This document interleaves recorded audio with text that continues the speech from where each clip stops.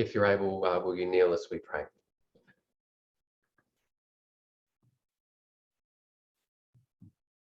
God in heaven, we thank you for this wonderful Sabbath. We thank you for the studies we've been able to do today to help remind us of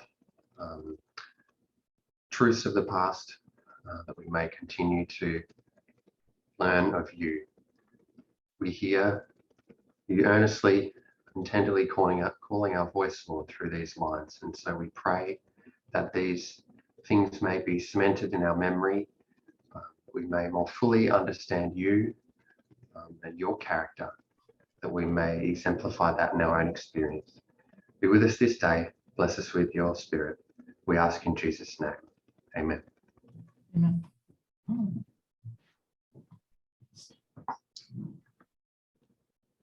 Okay, so we're doing the study on the lines of revolution, and what we're going to do is we're going to try and make it a little bit interactive, just so people can we can try and stretch those muscles and remember all these things.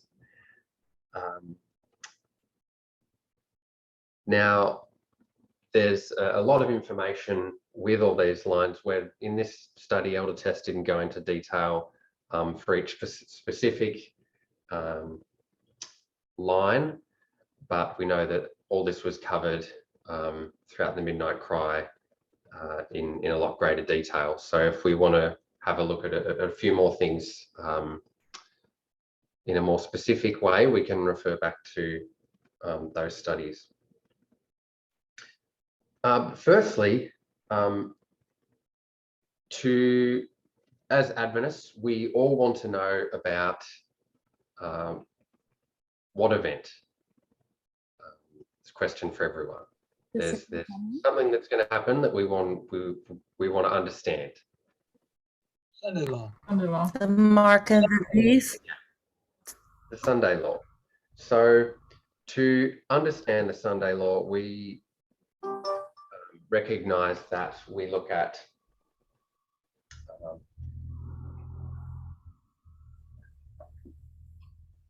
a few dates, and these help us to get a better idea of what's going to happen. So 1850,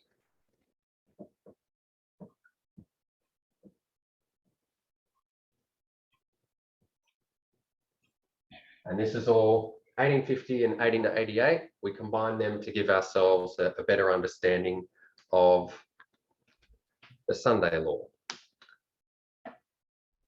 So Elder Tess was asked a question at the beginning of this study, and I wasn't initially going to include it because it's still relevant, and of course there's questions that are asked that a lot of us may have, and someone else asked them, and of course this was done in 2020, so it's always beneficial to review what answers were given. So the question was, do you think that issues of microaggressions and race-related biases has been addressed within the context of the movement, speaking from the perspective of a person of colour? That was the first question. And the second question was, is the movement's white population being educated on the problems with microaggressions? So firstly, microaggressions are just insensitive comments or insults. But what she then goes to point out is, we know that to understand the Sunday law, we have to go back to 1850, and we recognise that it was an issue of slavery back then.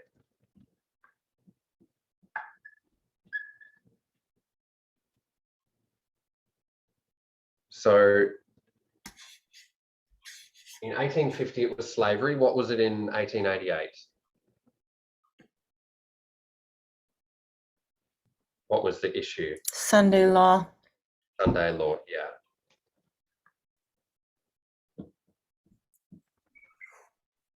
And they wanted to amend the Constitution.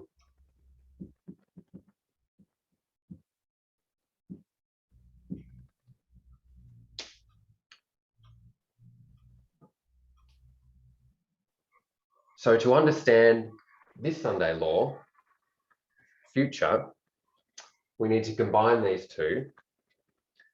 But what we have to remember is we're doing a literal to a symbolic application. So in 1850, the sin of the United States relates to slavery. And it's encapsulated inside America. So in 1888, the issue of the Sunday law, they want to amend the Constitution. But for us, are we going to have a literal Sunday law? No, we're not going to. No. So we take what happens in 1850, we take all that history, we take what happens in 1888, we combine them, and then we have a better understanding. So we recognize the issue of racism. But in 1850, or in that time period, do we remember when the US annexed Texas, what did they say about Mexico? You can keep Mexico. And why was that? Because they were, well, I don't remember Not the white. exact words, but they were too mixed and dark race and all of that. I don't remember the exact words. Yeah, they said, no, we don't want it. You can keep it. They didn't want to dilute their race. So we have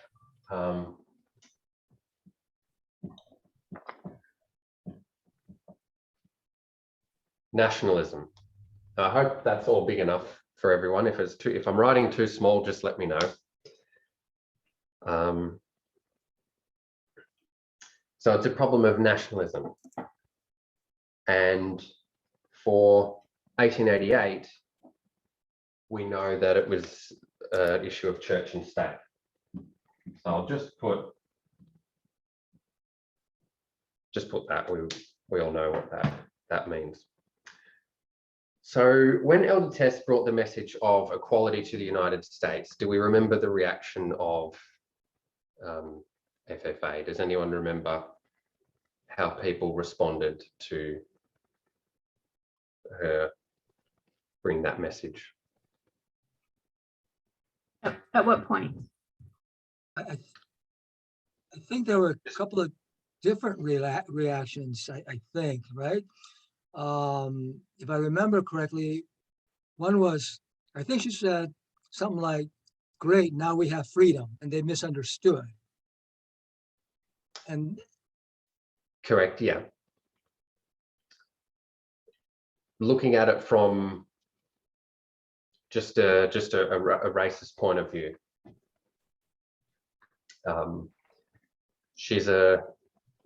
what was said to her was, who are you? You're a European socialist coming to our country and telling us how to behave. And so it's quite evident that there's obviously an issue of nationalism there as well. But you are correct, Phil, in the other reaction given. Does anyone know what happened when Elder Tess went to Uganda and gave a message of Wasn't it message there? Mm-hmm. wasn't it a similar experience as what happened with us in the United States, because Uganda wanted to keep their culture? Yes, and that specifically talking about culture, we'll come to that in a little bit, but you are correct, yeah. So it was more or less, you're a white Westerner coming to our country and telling us what to do. So it was the same nationalism. Of course, interestingly enough, when she came to the United States, and she was called a European socialist. Australians and Americans come from the same place, so except we were all in chains and put on a boat. So, but anyway, that's a side issue. So the issue in both of these countries, in the United States and Uganda, was nationalism. So what I wanted to highlight was with racism, with slavery, yes, we have the issue of black and white, and that's easy to see. But the main issue is nationalism, and that means that it's much broader than we first imagined. So if we only look at color, we're going to miss the point. We're still going to fail the test. So let me ask you, why would we still fail the test if we only looked at color? If we just looked at, the issue of black and white? Because the issue is equality, the rights of the people. And restoring it to Eden, so men and women, equality. Yeah, Christine and Elaine, you're both correct. So we'd ignore the inequalities between white countries. For instance, you have certain tribalism in Australia with New Zealanders, they're from New Zealand, or here you've got with white people from Canada. People are still the same color, but it's the problem is we're considering our race, where we're from, to be superior to someone else's, and that's the nationalism that's the problem. Weren't aren't the Irish Catholics white? Yes. So yeah, Irish Catholics were white, and they were considered too foreign, I think it was,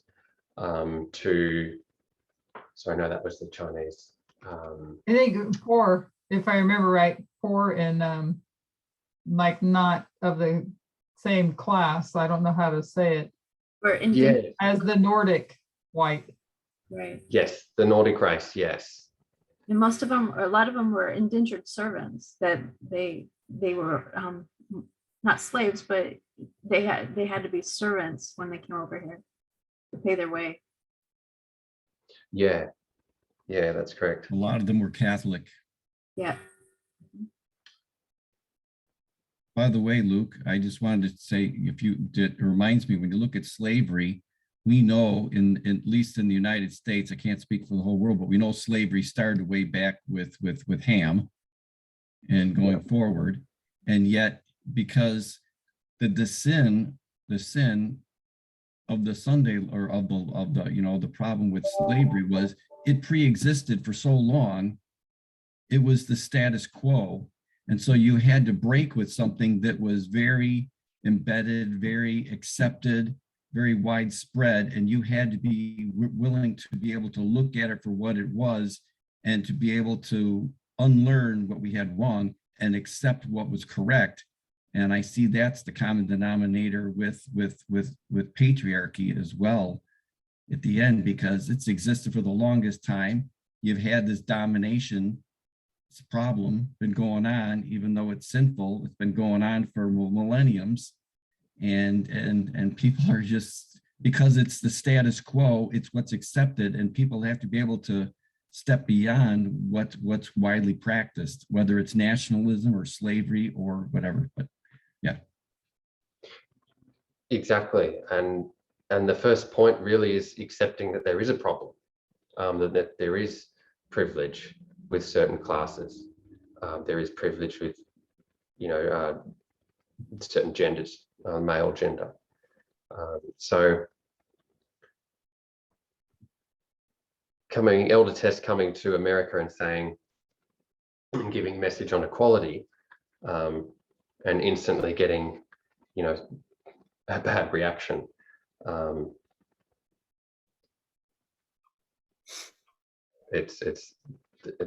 can't imagine how it took a lot of strength and courage to be able to do that. But also it's an example to each one of us because she's only following the lines, and that's what we're doing. So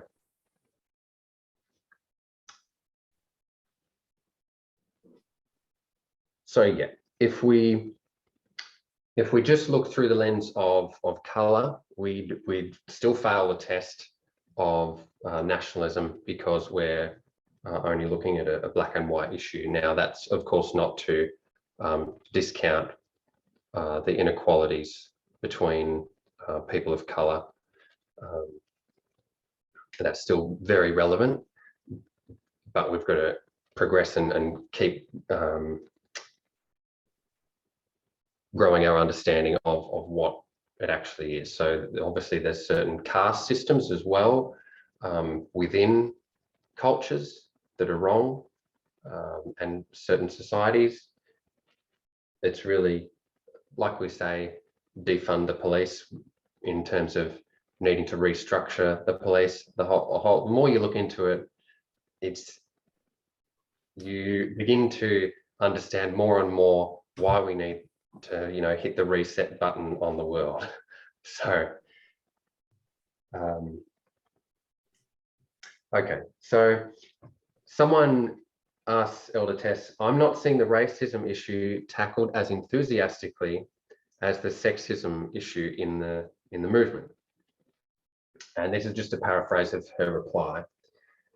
So the reason we're focusing on sexism is because people aren't practicing equality to anywhere near the degree that they are with racism. We can't do one and not the other. So we recognize that there's, we go through 3 steps.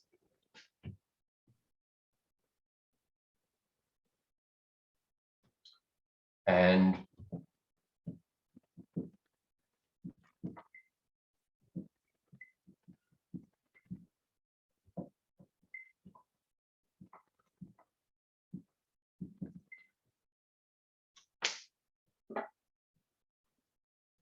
so people feel when they've, if someone says, oh, Black Lives Matter, I passed the test, all good. It's not necessarily the case, because they feel like they've passed the test just because they're understanding that Black Lives Matter. And I mean, you can get that from external events easily. When we start looking at sexism, it gets a bit more complicated. The tests get harder. The path upwards gets steeper and steeper. Looking at Martin Luther King, he was, okay on racism, but sexism, not so great. So as we get further and further up the path, we know it gets narrower, the tests get harder. So why would people find it easier to change their racist habits over their sexist ones?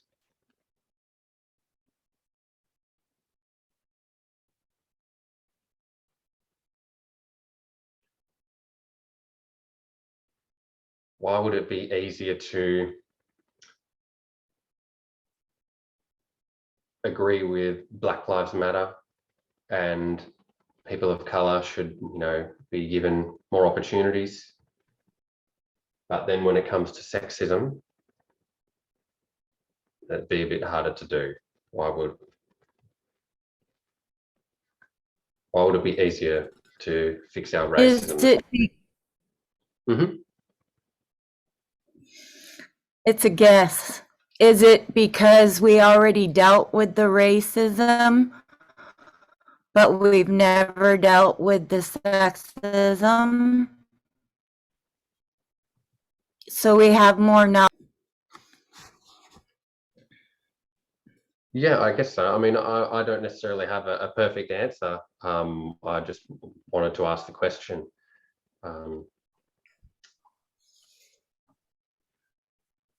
Well, my thoughts are, since we are heading back to Eden, I would think that sexism would be harder because it's closer to where we're headed. So we've already passed the part where we're getting over the races, because we're farther along down the line towards Eden. So that's what my thoughts are anyway. If I made any sense, that it just going back to Eden, I think the very last test before we get to Eden would be the hardest because it's the first. Anyway. And because we've had like sexism was from the very beginning, it was gender that was the problem, and it's Right. had, you know, it's been deeply rooted in us, in humanity, from the very beginning. I was going to say also it's closer to the character of to God, and the closer you get, Yes. it makes it more difficult. I remember Elder Tess talking about racism, though, how when it came to dealing with racism, that yes, racism still exists because it's dealt with, but God just moves along without those people that want to stay in racism. Exactly. And the issue of race was back, you know, the 1850 time period, you know, so we're already in our dispensation and it's all about gender. It's just we didn't have things the right way around.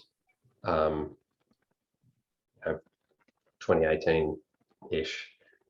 So that's why we've had to come up to speed so quickly. So essentially, whatever color we are, if we're black or in Africa, we face the same danger of failing the test than if we're white and in America or Australia or wherever. So this can be seen with how some people reacted to a white woman, Elder Tess, telling them to stop paying dowry. Does anyone remember the reaction given? I think someone mentioned culture. They said the reaction was, it's my country and it's my culture. So they're defending their sexism with nationalism, which kind of means they didn't really get the racism thing to me. But anyway, the important thing is we don't have dual citizenship. We can't be citizens of heaven and citizens of the country on earth. So, and we all face the same test of nationalism, no matter where we're from, no matter what color our skin is.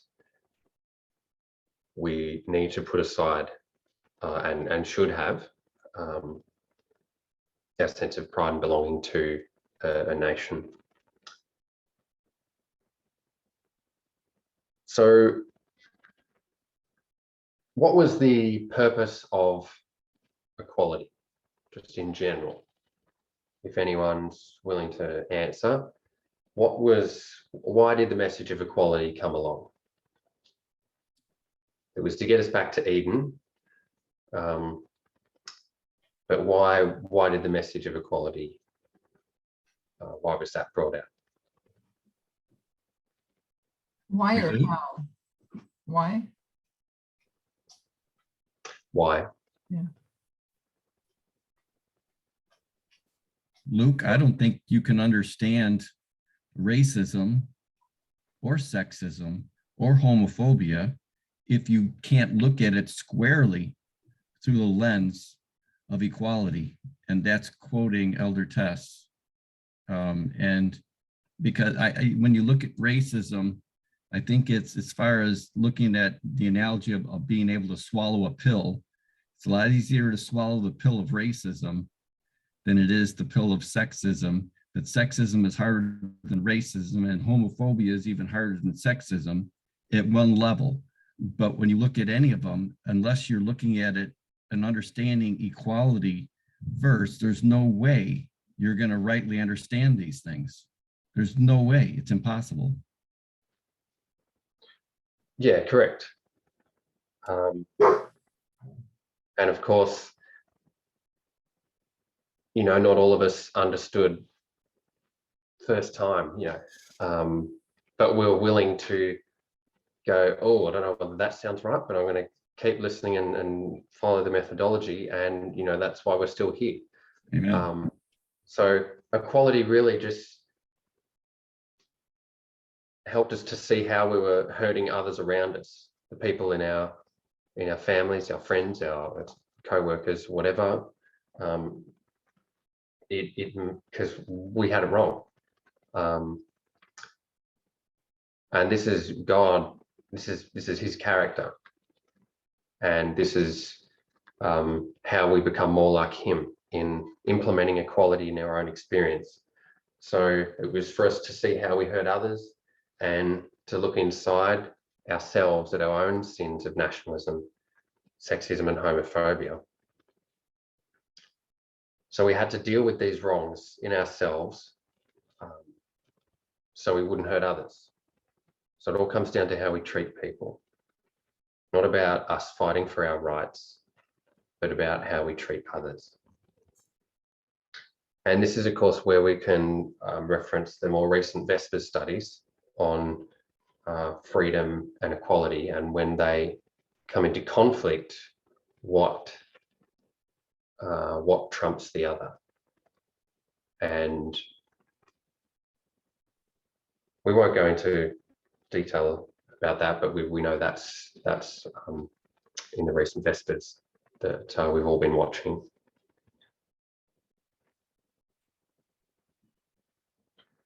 Okay, so we'll get into the revolutions, but this was kind of Elder Tessa's segue into just we're doing a review of her review, if that makes sense. So we have, you should be able to see it. We've got French Revolution, the American Civil War, German Revolution, Russian Revolution, and French Revolution. This is the second application. And then this is how we apply all these revolutions.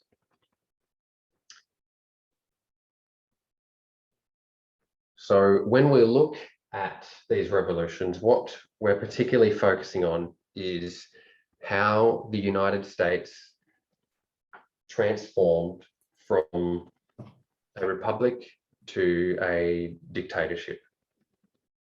So we're looking at the changing of kingdoms.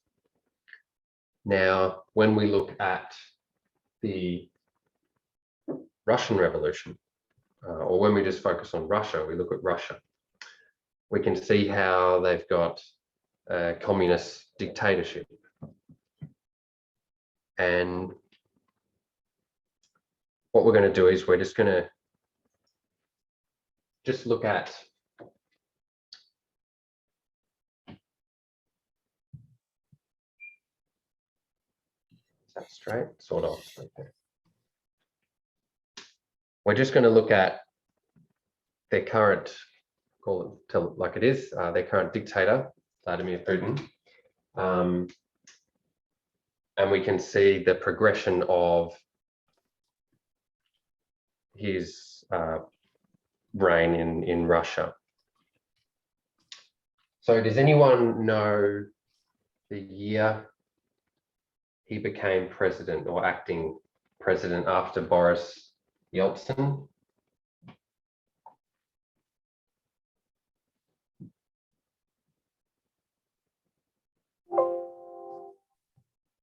Was it 1999?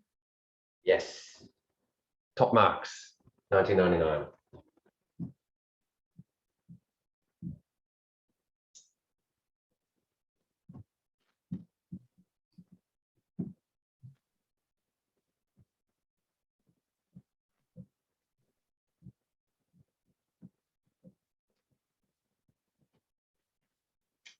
Okay, so he was acting here, and then he was elected in 2000.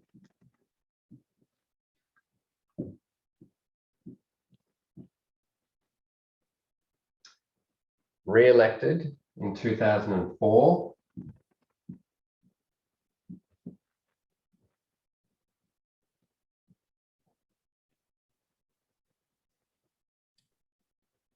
And if we remember 2008, they could only run for, I think it's 2 terms. So he was stood down in 2008.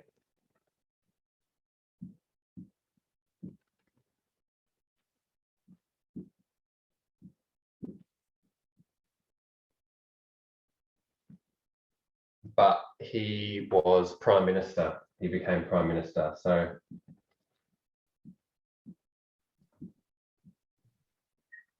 which I guess is like well, in his case, he wasn't the second in charge because he's still, Dmitry Medvedev was basically his puppet. So, so after Medvedev's term in 2012,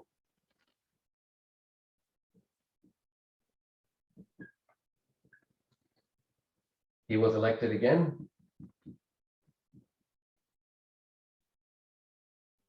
And does anyone know what he did in 2012? What did Vladimir Putin do?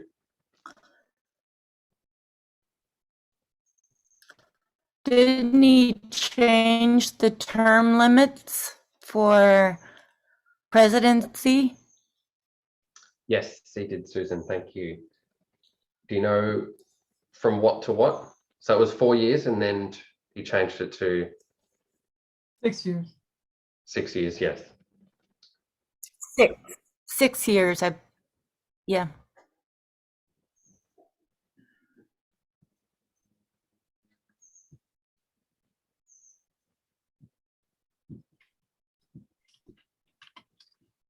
So 2018, elected again.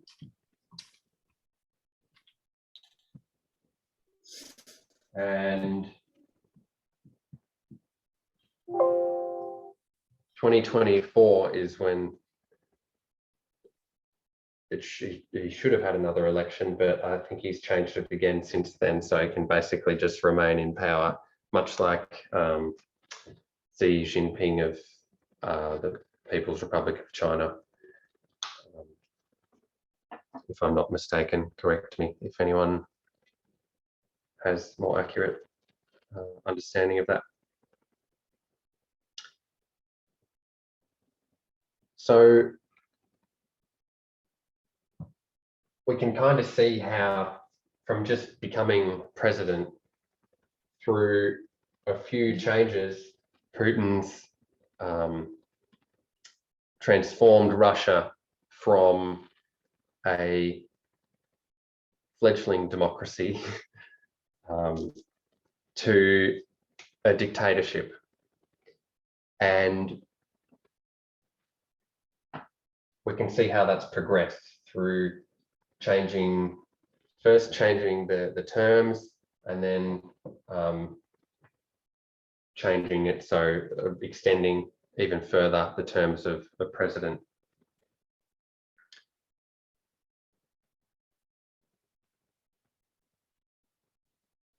So this is happening progressively, but in the age in which we live, the information age,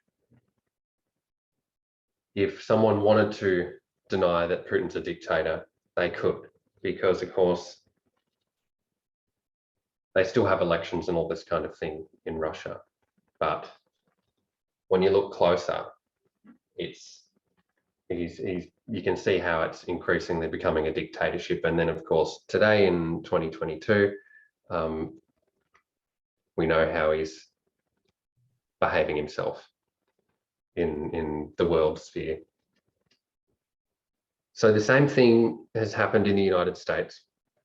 And these lines of revolution allow us to identify that, allow us to see this change happening in the US. So what is stopping the United States from enacting a Sunday law? What in the United States prevents the government from enacting a Sunday law. There's three things,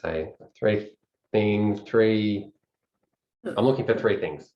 Are you talking about the three branches of government? I knew if I said branches, everyone would get it. So Yeah.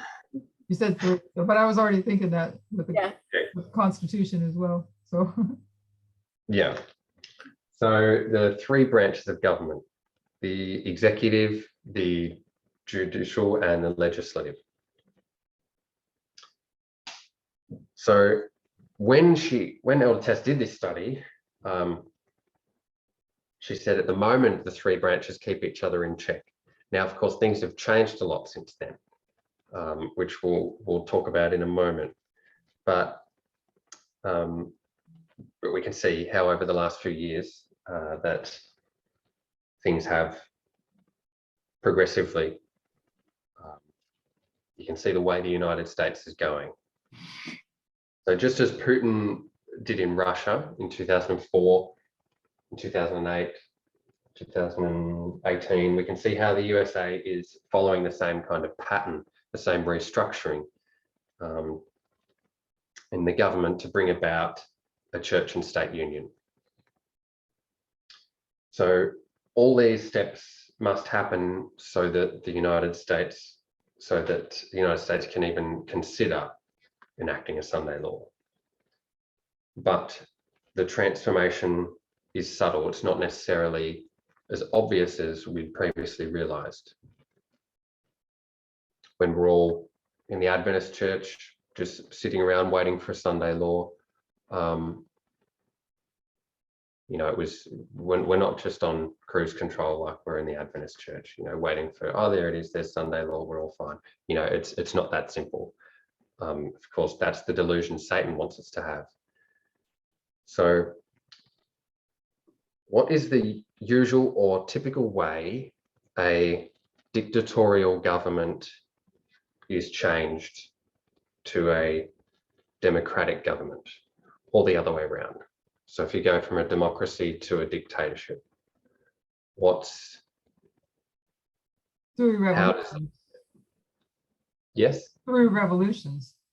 Yeah, through revolution or through civil war. So it's very hard to change an institution without that happening. It's very difficult.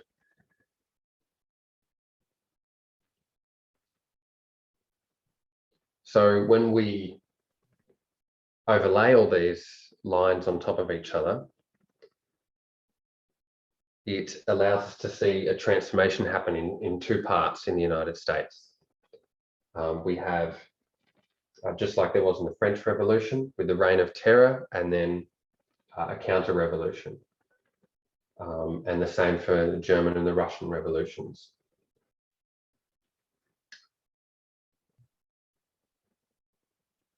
So we use these histories to understand our own revolution from 9/11 to 2019. And this revolution is one that overthrows the establishment, as some people would call it. And then the following year, in 2020, there's a counter-revolution.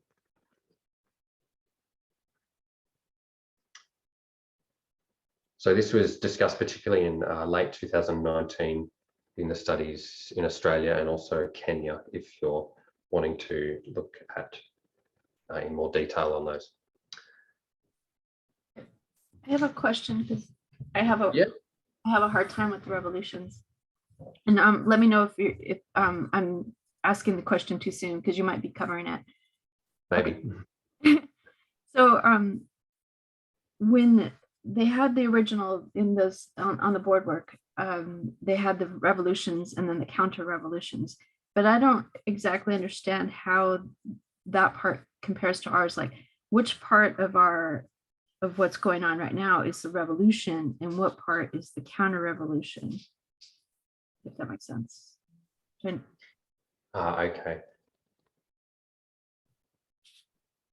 I think in the next study, is that a bit more in detail in the next study, Elaine?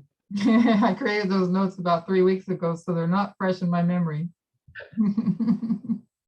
I don't want to use your material. Well, what were you asking? No, go ahead and do it. Go ahead and do it. So What was the question exactly? Okay, Christine? so we're applying this to what's going on in the United States, correct? What the revolutions and the counter revolutions? Is that yeah, correct? Okay, so what I don't understand is what part of what's going on is the revolution and what part is the counter revolution? So is the GOP, Republicans and all that, are they the revolution or are they the counter revolution? yeah. So we're going to go into a little bit of certainly this period. Not so much the counter revolution in this study. Just for time, she doesn't get to that. Okay. But we do go into a bit more of what this is actually about from 9/11 to 2019, Okay, great. Thank you. and that's not far away. Thanks. Thank you for your question, and of course, and if anyone does have a question, please feel free to I think you can raise your hand as well somehow in Zoom. If you'd like to just ask a question, that's totally fine.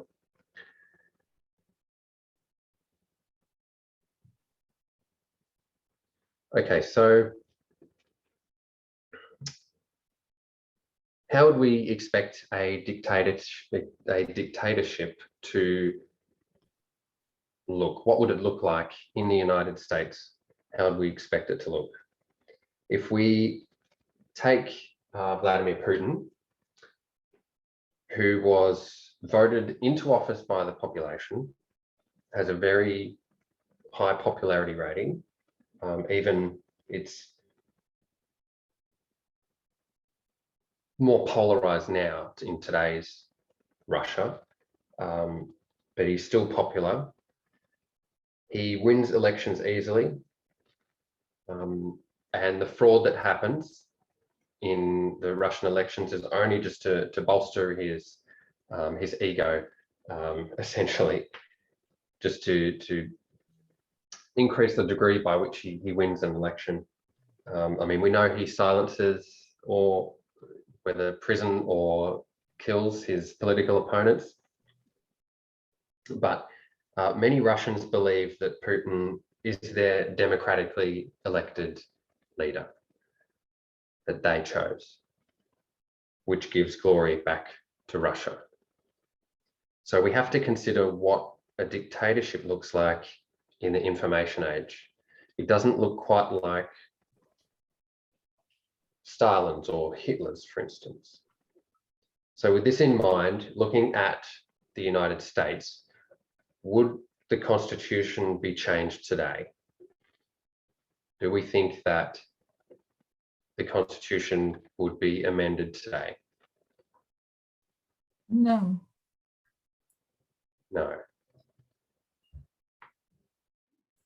It's been around for so long, perhaps in 1888, maybe they might have changed it, but now we're all the way in 2022. They just reinterpret it. They don't have to change. And I'm forgetting whether I did this study with Sacramento or Australia, but it was on,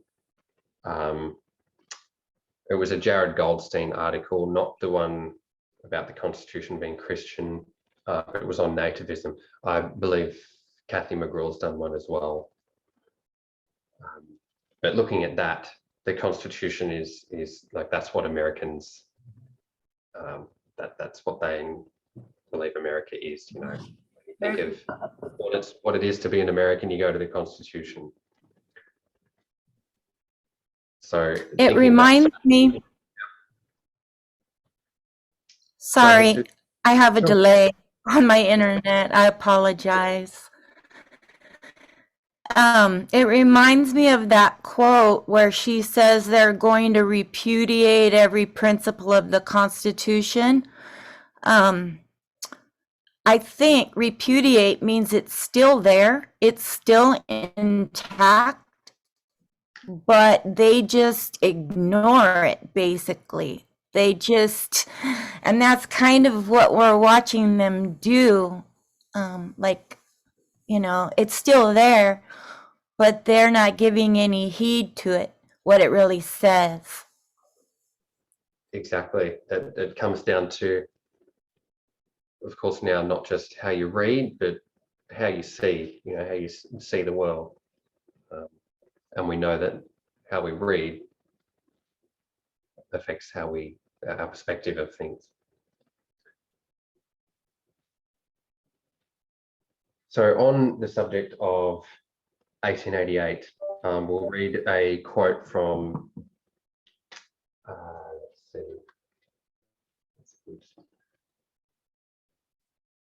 GC.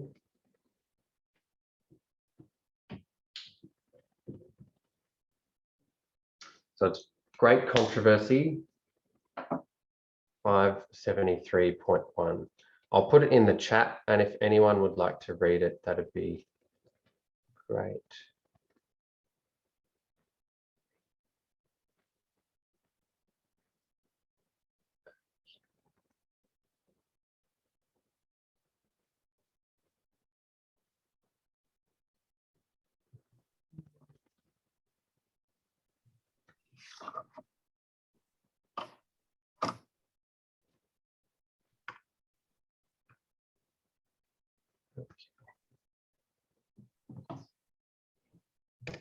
There we go.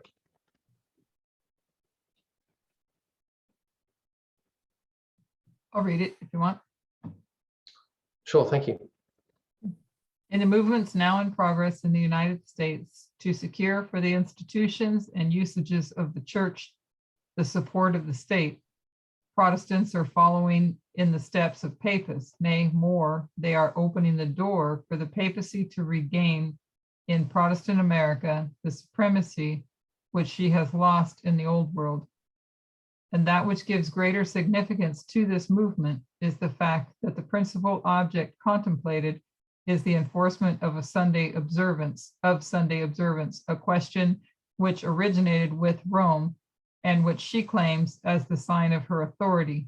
It is the spirit of the papacy, the spirit of conformity to worldly customs, the veneration for human traditions above the commandments of God that is permeating the Protestant churches and leading them to do the same work of Sunday exaltation which the papacy has done before them.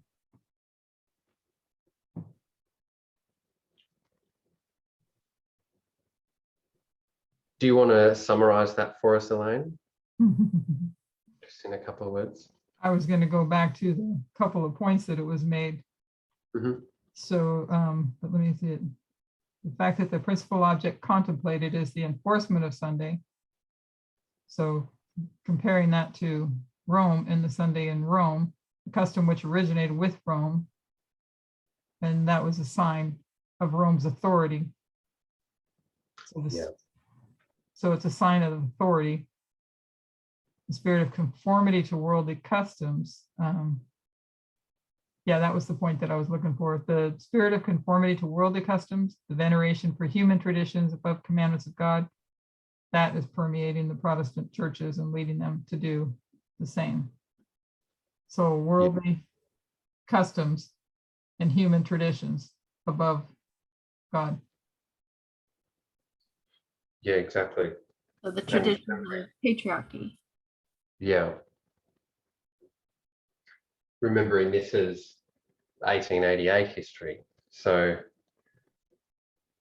when you bring that down to today, we know that it's not just a literal to literal carryover. It's a symbolic application. Therefore, the Constitution is not going to be amended today. It's going to remain the same. But like we've already spoken about, it's just how we read it.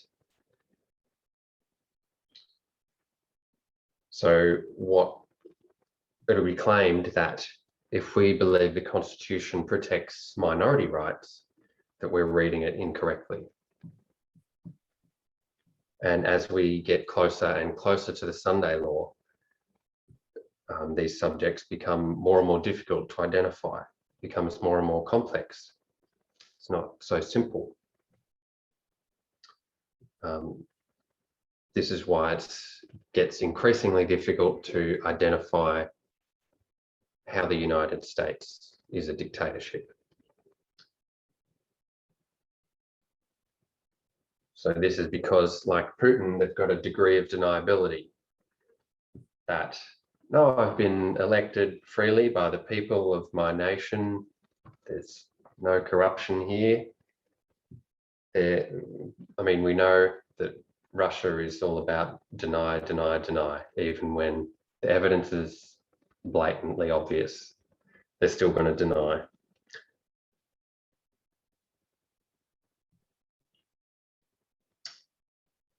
So in that passage, like Christine Yeah. said, is patriarchy and equality, the spirit of conformity to worldly customs, and the veneration of human traditions. So these customs and human traditions, and slavery's been in my history forever. And slavery is all the way back in, all the way endorsed in the Bible, and same with patriarchy.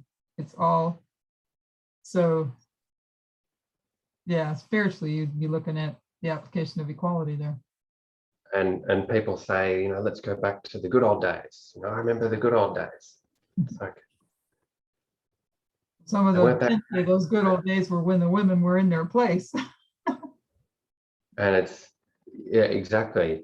And when we look at the way,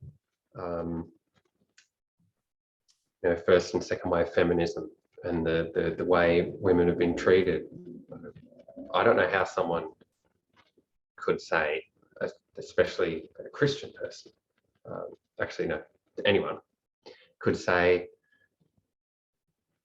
how they want to go back to that kind of thing, but it's all down to how they read, because like you said, that's the Bible puts out slavery, puts out headship. Literal Important. to literal. How to read it. Yeah, literal to literal.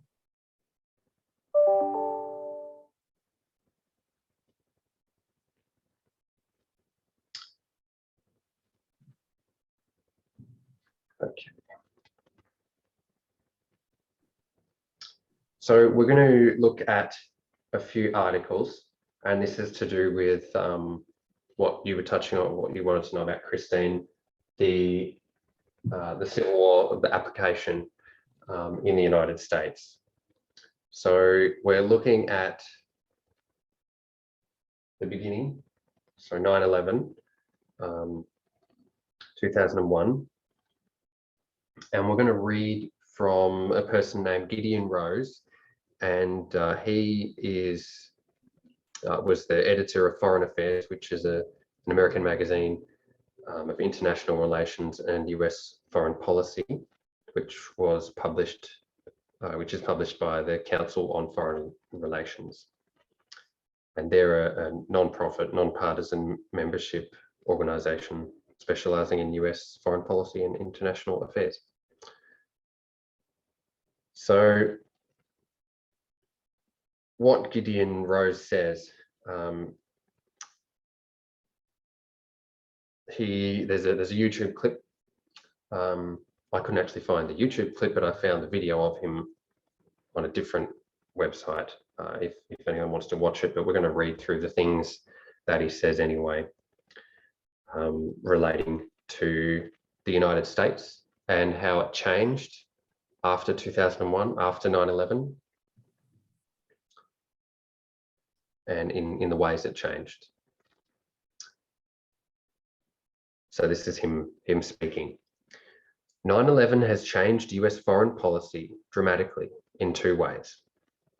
The first and more obvious way was in bringing the issue of terrorism in general and radical Islamist terrorism in particular to the forefront of US foreign policy agenda. During the 1990s, specialists in terrorism had noted events like the First World Trade Center bombing, the Oklahoma City bombing, the Japanese cult Aum Shinrikyo subway attack, they had started, and they started to worry about the rise of terrorism. So even in the 1990s, the US was aware of and getting an uneasy feeling about terrorism that was becoming a more common thing in the world. They, the US, had started to worry about a new rise of very dangerous terrorists who had maximal goals, and they always worried about them gaining weapons of mass destruction. At the same time, there were some people who were studying the Middle East who were worrying increasingly about Islamic radicalism and Islamist radicalism, and people who were starting to turn not from their obsession with nasty regimes in the Middle East, but focusing on the US and the backers of the Middle East order. What 9/11 did was combine those trends and make everybody realize that it was the single most important challenge to American foreign policy. The combination of Islamist radicalism and large-scale terrorism with mass casualty impact basically made everybody from top to bottom realize that this is what we had to focus on, and that this could really hurt us in a way that only a few specialists had thought of before. So before 9/11, or what 9/11 did was it changed US foreign policy to realize that there was Islamic terrorists that were increasingly focusing on the United States. And this is the first way that it changed. 9/11 changed US foreign policy. So they went from not being so worried about terrorism to then beginning to go, whoa, this is increasing to pre 9/11 was increasing, and then obviously 9/11 occurs, and it's right up in their face. They need to do something about it. But what we want to focus on is his second point. The second thing it did, so the second thing that 9/11 did for US foreign policy, which was somewhat less obvious, is that it unleashed US power on the world. Now, this sounds a bit weird because the US was obviously powerful beforehand, but during the 1990s, unlike what many people expected, the unipolar moment turned out not to be a short temporary period of American dominance, but rather an ongoing and growing one. When the Soviet Union was gone, the United States was at the top of the heap. But then during the decade of the 1990s, it actually lapped the rest of the world, even more so. So it was even stronger in 2000 in relative power terms than it had been in 1990. And yet, because of domestic political constraints, the US basically didn't use this power in major dramatic ways. The Clinton administration wasn't focused obsessively on projecting American power and wanted to keep it in public limits. And so the American public didn't authorize a lot of things. What 9/11 did was basically have Congress and the American public was give the executive branch a blank check to get the people who did this and make sure it didn't happen again. And that was in effect keys to the bank account that essentially unleashed all of American power that had been building up and turned it into power projection capabilities, which resulted not just in the Afghanistan campaign, but in the Iraq campaign, eventually in the global war on terror, and in a massive deployment of American resources in power projection and an activist world role that wouldn't have been conceivable without the immediate trigger of a threat in the previous decade. So what happened was 9/11 occurred and it unleashed the power of America. So it was restrained by public constraints in the decade previous, because of domestic and political constraints. But then when 9/11 happened, it let loose all of that power. It started to flex its muscles, and in an effort to find who was responsible for the 9/11 attacks, but also in a big power projection to put American resources throughout the world. Hey, Luke? The interest. Sorry, was there a comment? Yeah, I just wanted to comment that at 9/11, you had the powers of the executive branch of the US government were widely expanded with the Patriot Act. And I can't go into details on how it was expanded, but it gave more power to the executive branch, basically, as you're describing, unleashing, you know, the ability to do things that previously could not be done without major act of Congress. Yeah, I mean, they wanted to find who was responsible for 9/11.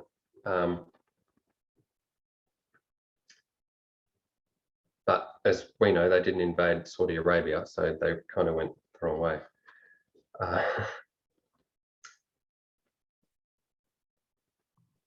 So what Gideon Rose says is the interesting point is that in both these trends, so in trying to find the terrorists and in just flexing American muscle or unleashing that power throughout the world, in both these trends, we overshot the mark.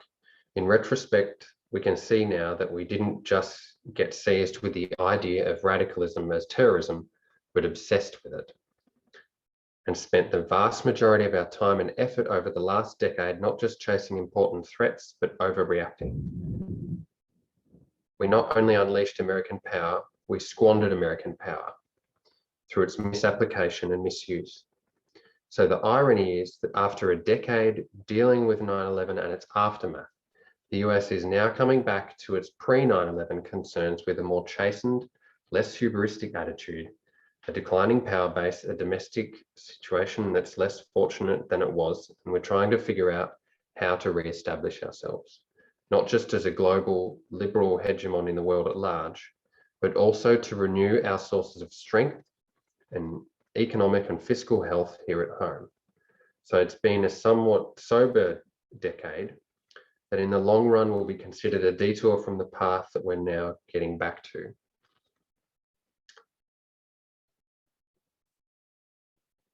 So America sent out all of its, or a lot of its strength after 9/11, and in unleashing that power, it was misused, it was misapplied, and it was, what he's saying is it was essentially wasted. But now, so this article was written in 2011. So 10 years after 9/11, it's under the Obama administration. And he's saying that although it's been a sober decade, in the long run, what happened after 9/11 and afterwards will be considered a detour in the whole scheme of things. So we had, let's make some room here.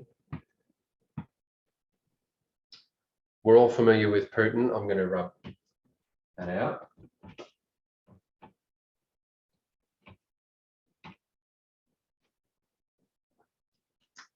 And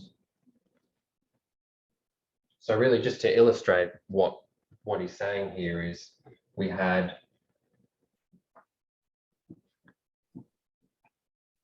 so this is just a very simple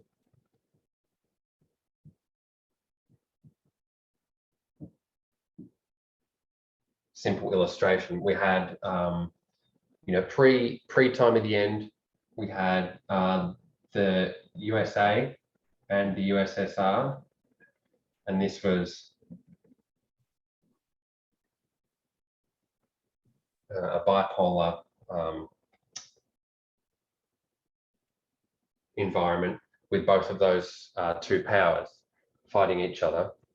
And once the Soviet Union comes to an end, becomes more unipolar.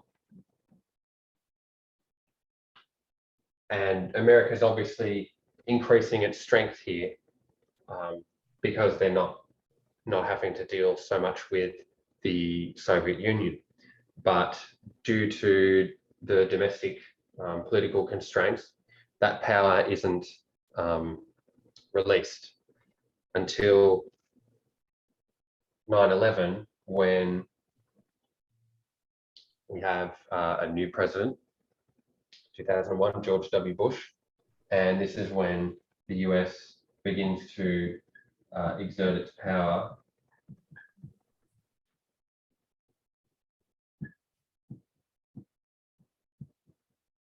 globally, so right around the world, not just restricting it to the United States. So Rose says that the United States overstepped the mark. So they overstepped the mark in many ways, obviously breaking international law to invade Iraq, to invade Afghanistan, and in this period here, we have the Bush administration.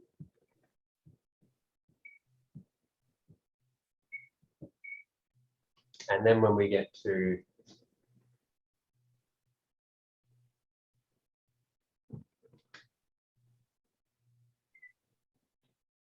what year was the next administration?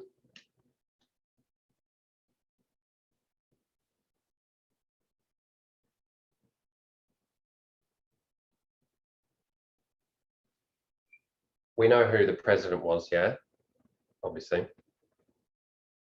Mhm.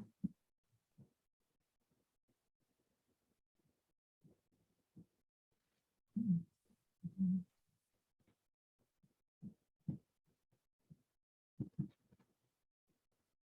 2009 to 17. Yes, I'm not sure who that was, but you're correct. Thank you.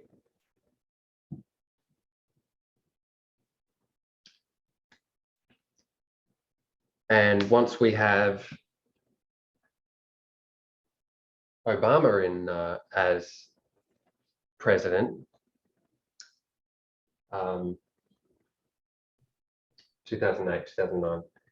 Once he's president, the United States is a lot more chastened. It's not as, we'd say, not as Godol for that, self-exaltation kind of attitude. And the United States becomes more globalist. So the one thing we disagree with that Gideon Rose says in this article is the very last line. And he says, so it's been a sober decade that in the long run will be considered a detour from the path that we're now getting back to somewhat. So he's considering that 9/11 was that detour. But what we argue is actually Obama's the detour, because we know who comes after Obama. We don't need to mention him, but we know the president after Obama. So Obama was the one that was trying to bring back America, or rein America in from its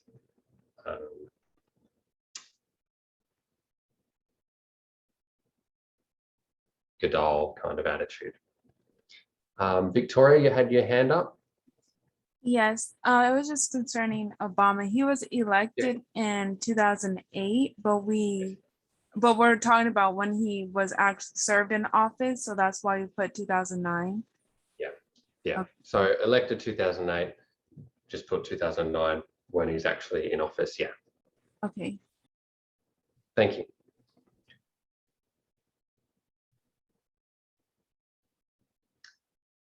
So this blank check that was given to the executive branch, not everyone gave that blank check to George Bush.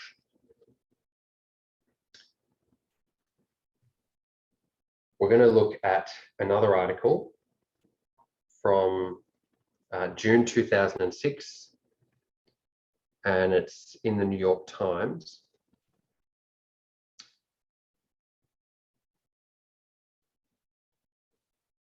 And what this article points out is that after 9/11, not immediately after, but in the preceding months and years, the partisan divide between the Republican and the Democratic Party was growing and growing. So this partisanship that began to increase after 9/11 is the Civil War, the revolution that we're now seeing in the United States. It has obviously grown a lot since 2001. It just manifests itself in different ways now. So this is from July 29 in 2006.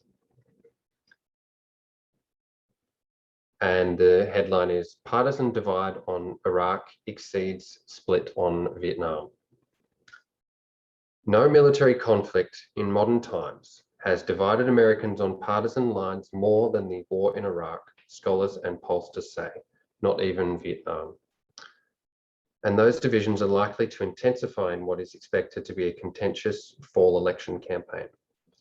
The latest New York Times CBS News poll shows what one expert describes as a continuing chasm between the way Republicans and Democrats see the war. 3/4 of the Republicans, for example, said the United States did the right thing in taking military action against Iraq, while just 24% of the Democrats did. Independents were split down the middle. The present divisions are quite without precedent, said Olear Holsti, a professor at political science at Duke University and the author of Public Opinion and American Foreign Policy. So the Vietnam War caused a wrenching debate that echoes to this day and shaped both parties, but at the same time, public opinion did not divide so starkly on party lines, experts say. The partisan divide on Iraq has fluctuated but endured across two intensely fought campaigns in which war and peace and the overarching campaign against terrorism have figured heavily. So what we're highlighting here is we know the Vietnam War was quite controversial and divided a lot of people, political parties, but what the war in Iraq did was even more so than after Vietnam. We'll go to the next article, which is from motherjones.com, and it's from June 25, 2014. And the headline is How the Iraq War Launched the Modern Era of Political Rubbish. So this is in 2014. There is no debate that the Iraq War was sold to the American public with a collection of claims that ended up proving false. Iraq was said to have weapons of mass destruction, but this was not the case. Advocates for the war insinuated that Saddam Hussein was colluding with Al-Qaeda and was somehow involved in the 9/11 attacks. That too was false. Yet many Americans and some of their leaders still believe this stuff. It's a tragedy, but it's also a kind of natural experiment in misinformation, its origins and its consequences. And since 2003, social scientists, psychologists, and pollsters have been busy examining why false beliefs like these are embraced, even in the face of irrefutable evidence, and what impact this sort of disinformation has on American political discourse. The resulting research shows that the Iraq War looks like an early version of a current phenomenon, the right wing rooting its stances in simple untruths about the world. So here's a quick trip through some of the groundbreaking scholarship on how the Iraq War polarized the US public over the acceptance of basic facts. And we'll read a little bit more in a second. So what they're saying is,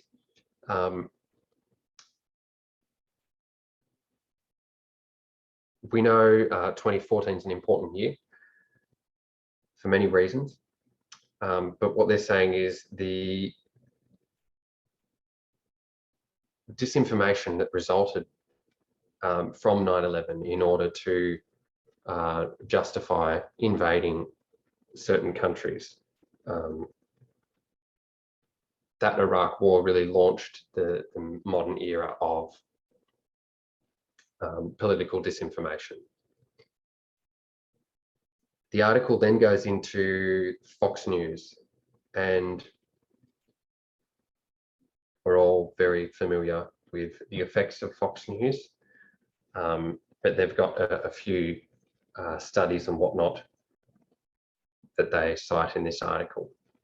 So when we think of Fox News, we know what year were they established? 1996. 1996.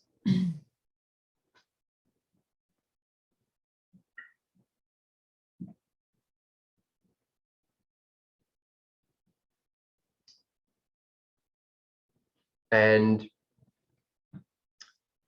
prior to 2002, they weren't so popular. And of course, we're all the way down here in 2022. But what happened in 2002 is they, for the first time, were number one in the number one spot on the cable news rankings.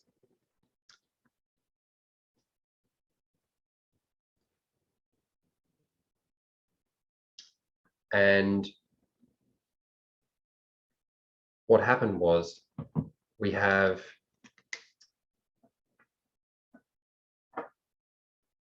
in this period here, they're not so popular, but then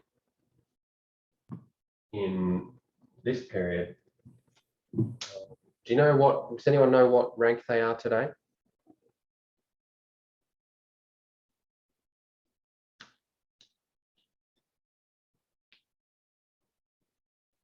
So what number in the cable news rankings are they? 1.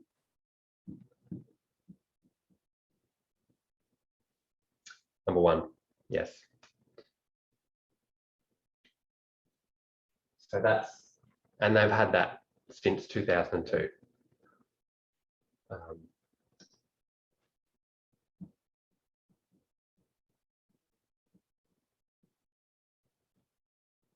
Not so popular and increasingly popular after 2002. So they obviously they got a bit of, airtime, I suppose, and then after 2002, exponentially they get a lot of viewers. And this is obviously 2002 after 9/11. So with Fox News promoting and sharing the disinformation on the Iraq War, this is what drove this partisanship between the two parties in the United States.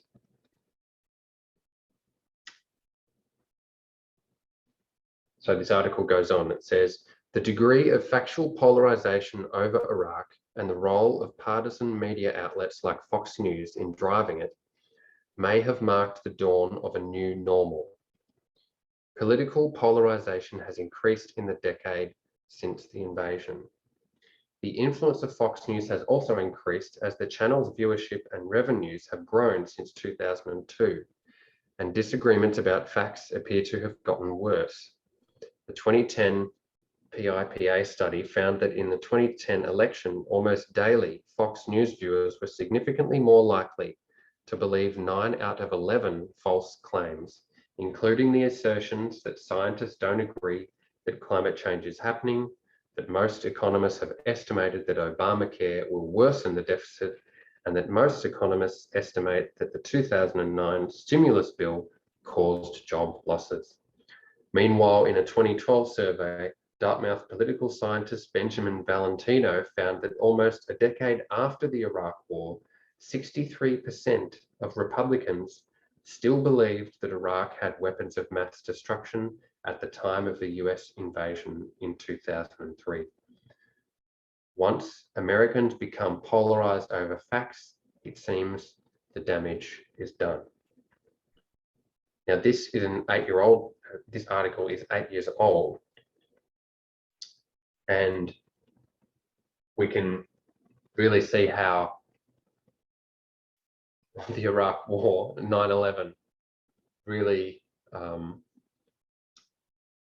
Fox News kicked in the turbo, so to speak. They went into overdrive, not just with their viewers because of their disinformation. And this is what perpetuated and grew this chasm between the two political parties. So this is what's happening in this time period. This is part of that civil war in the United States from 9/11 all the way through to 2019 and continuing.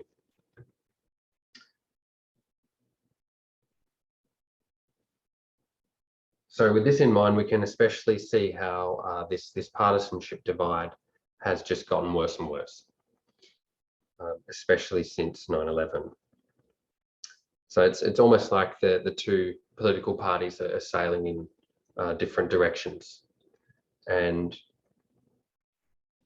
because they're not on the same course, they've got a different heading. But after 9/11, we see that their courses change even more so, and to the point of, each of them can't see the other one on the horizon, if you get what I mean. They're getting further and further apart. So these revolutions mark the beginning of that civil war at 9/11. And they come to 2014, and it reaches a point where there's going to be a major swing in that revolution. One side is going to begin to win that war.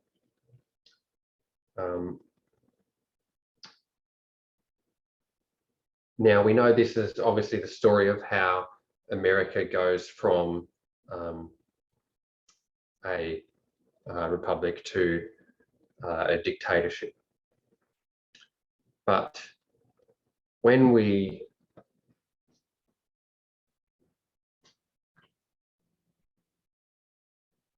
think of a dictatorship,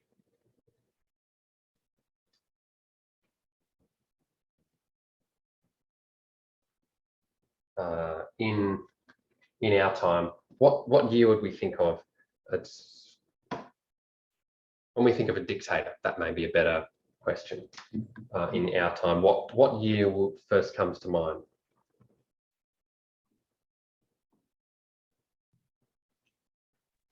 2016. 2016, yes.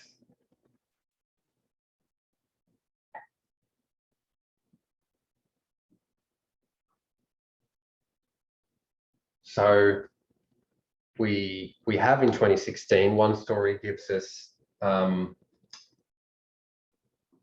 dictator.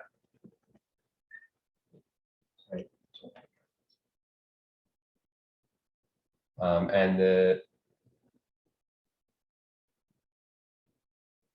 Republican horn being broken.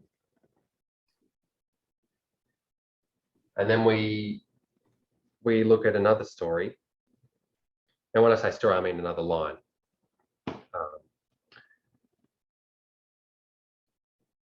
And we can see the same thing happening in 2019 and 2021. and also at the Sunday Law.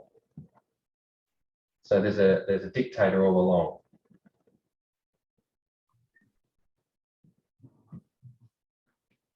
And that horn's being broken, but it's being broken progressively. So one's not more correct than the other. They're all correct. But this is just for what we're marking is the 4 progressive steps of the US from a democracy to a dictatorship. So we need to be able to divide each of these studies and look at them independently. Is it reasonable to say that in 2016, the United States had a dictator? Yes.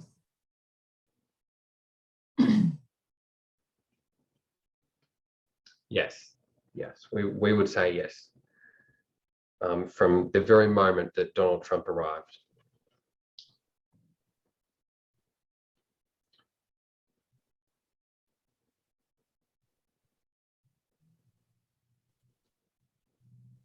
So the dictator arrives, but he's restrained. There's a dictator, 2019, restrained. And obviously, as we keep going, our understanding of what that dictatorship looks like, we begin to get clarity on that as we continue in our studies.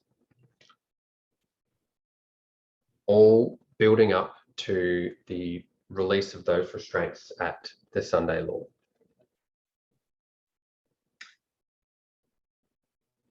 So speaking of the Sunday Law,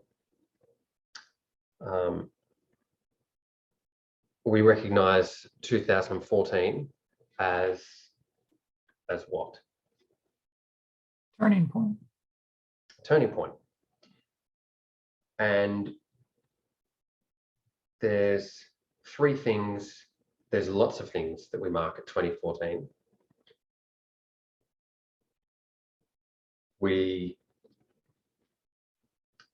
There's 3 things we want to bring out in 2014 that happened in the United States. So without pulling up a cheat sheet, if anyone, Elaine, you're not allowed to answer because I heard you say the answer earlier today. So anyone other than Elaine, we're looking at 3 things that marked the turning point in 2014 in the United States.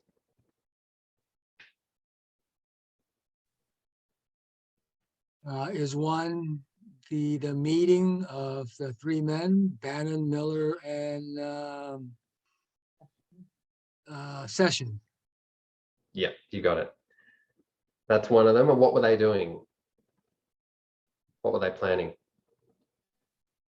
They were planning to overthrow the centrist Republicans and put in extreme right Republicans. Yes. Yeah, so that's one. What were the other 2?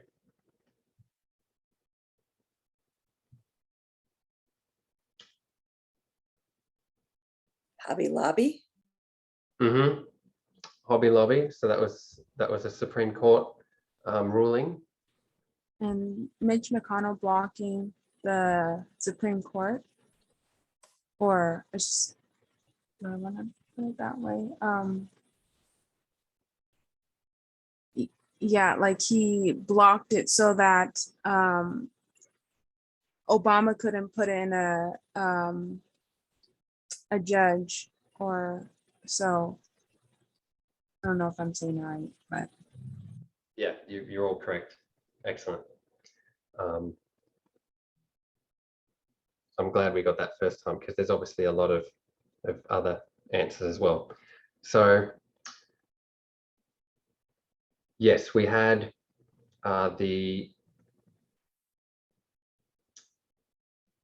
let's see. So Mitch McConnell blocking Obama from fulfilling or filling any judicial positions while Obama was in office. And he boasted that that was the most important political decision he's made in his career. So this was when it was, sorry, Hobby Lobby was then when they had a 5-4. So it was Burwell versus Hobby Lobby, 5 men to 3 women, plus 1 man. The Supreme Court ruled 5-4, allowing for-profit corporations to be exempt from a regulation its owners religiously objected to. And this ruling even extended further under the Trump administration. So from what I understand, health insurance is done a lot differently in Australia. It's not done by your employer. But so you can correct me if I've got this wrong or anything. But what I understand is that your employer either pays all of it or contributes a certain amount to your health insurance. And what Hobby Lobby, being owned by conservative Christians, didn't want to essentially pay for their employees if they wanted the birth control. So is that roughly the right way of explaining that in terms of health insurance? Obamacare, if I remember right. It involved Obamacare and the health insurance that came through that they were fighting against for the birth control. Yeah. It was against their religious conscience to have to live up to that. Yes, exactly. Now, at the time, the Supreme Court had 5 conservatives and 4 progressives. And one of them we know well, Ruth Bader Ginsburg. And she wrote a 35-page dissent on the Hobby Lobby decision. And she makes an interesting point. I was reading a little bit of it this morning. But firstly, she says that this decision is a fearful precedent, that it was a decision of startling breadth. But she made an interesting point of, would the exemption the court holds demand for employers with religiously grounded objections to the use of certain contraceptives extend to employers with religiously grounded objections to blood transfusions, so Jehovah's Witnesses, antidepressants, Scientologists, medications derived from pigs, including anesthesia, intravenous fluids and pills coated with gelatin, certain Muslims, Jews and Hindus, and vaccinations, which I think is a Christian Scientist. So she's making the point of, like, if you do this here, you're going to have to, like, you're opening the floodgates. So looking at an article from the Americans United for Separation of Church and State, the ruling in Hobby Lobby goes beyond the question of access to birth control. It opens a door that could lead to a dangerous reinterpretation of the meaning of religious freedom. Under this new definition, that noble principle, which for a long time had protected the rights of Americans, becomes a thing to be used to impose theology on the unwilling. This cannot stand. Americans must take the necessary steps to prevent the further spread of this corrosive and reckless definition of religious freedom.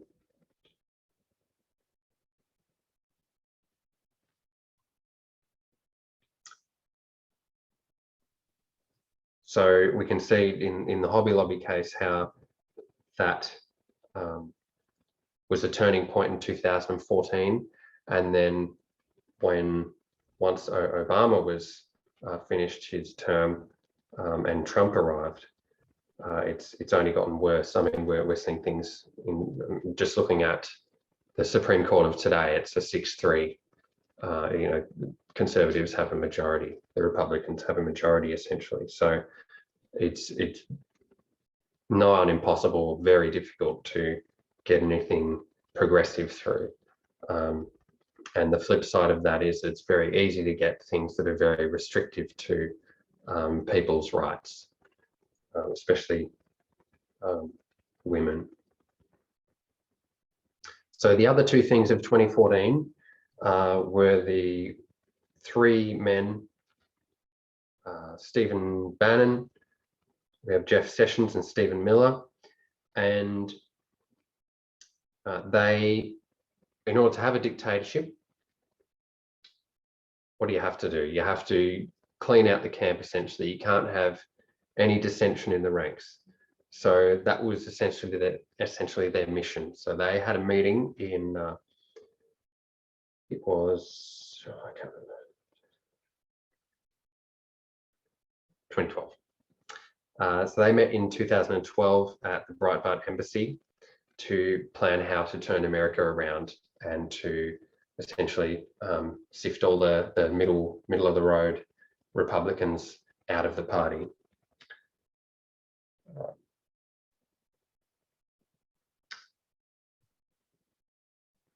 A comment from Stephen Bannon when another middle ground Republican resigned. He seemed overjoyed and just said, "Another day, another scalp." Like,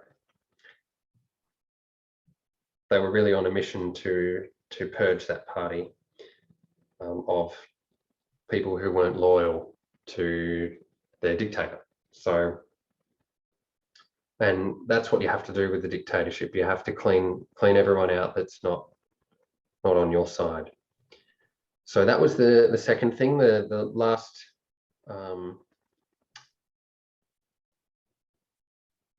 one we spoke about was Mitch McConnell and him blocking Obama from putting in any more judges. So this is why 2014 becomes a major turning point, because of these things happening inside America.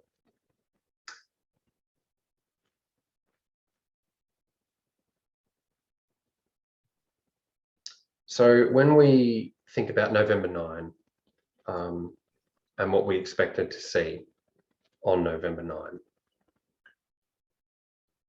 these studies of the revolutions, which we haven't gone into super great detail on, but they're what allow us to see November 9.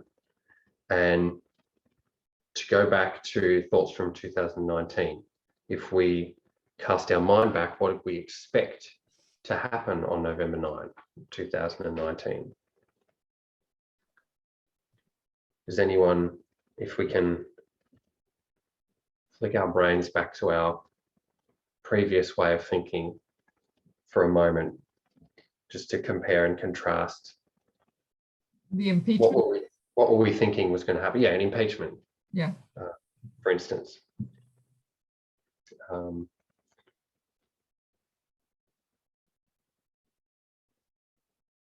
Now, why would we expect an impeachment on November 9? Because the impeachment of Andrew Johnson in 1868, that wasn't on November 9. That was in February. So essentially what gives us November 9 is the lines of revolution. But I'm not going to answer why today, because that's in the next study for Elaine. So I'm not going to tread on her toes. But essentially, what we've done is we've just done a review of a review. So a review of overall these revolutions, and especially of the period of 9/11 to 2019. And we looked at a few of the turning points in 2014. We saw the influence of Fox News through a few of the articles we read, and how their influence increased significantly after 9/11. We saw how there's a dictator at each step, and it's progressively, it's a 4-step process. It's a progressive process leading us to the Sunday law, where the dictator is unrestrained. We also mentioned at the beginning about how we need to understand 1850 and 1888 to then get a better picture of what's happening at the Sunday law in our time through a triple application, and also through a literal to a symbolic application. We noted how at each step of the way, the path gets steeper, gets more narrow, and the only thing that's going to save us, just like at the end of ancient Israel, is parable methodology. That's what roots us in the message. That's what gives us our strong foundation, and that's why it's important to review the lines of revolution, because that's what parable methodology gives us, and this is why we can make an application for our time. So with that in mind, I think we're pretty much out of time. Was there any questions before we close with the prayer?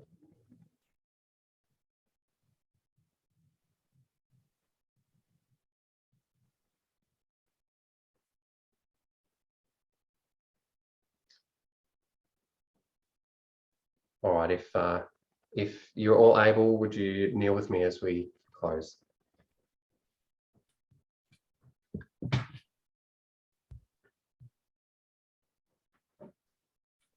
Dear God in heaven, thank you for our blessings. Lord, our hearts ache as we know many in our number are battling through this time. Many are considering whether or not this path is worth it. Many see beauty in the lines, but too much troubles them. Many people are hurting, Lord. I pray that you will help us to anchor them in your truth. Lord, may they see beauty in these things. May they see that in everything you demand of us, everything that you teach us is for our healing and restoration. How little do we still understand your character? How do we truly understand the depths of sin? It seems, Lord, that we were blind back in the 1800s.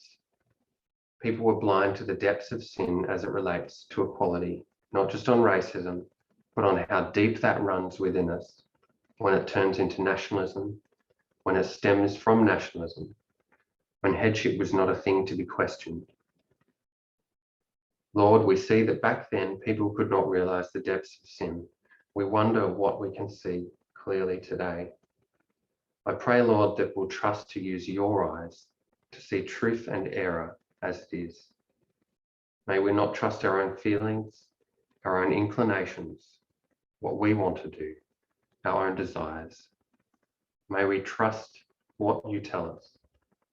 I pray, Lord, that you'll help us through this difficult part in our journey, reinforce to us the beauty of our lines. May each one of us see how you've led us in the past. May we trust how you've led us. May we not give cause to doubt our past experience. May we see that you did not lead us into the wilderness to destroy us. Many may not make it through, Lord, but we still desire everyone. We love every soul, so we pray for them. Please, Lord, do not let them go easily. We ask in Jesus' name. Amen.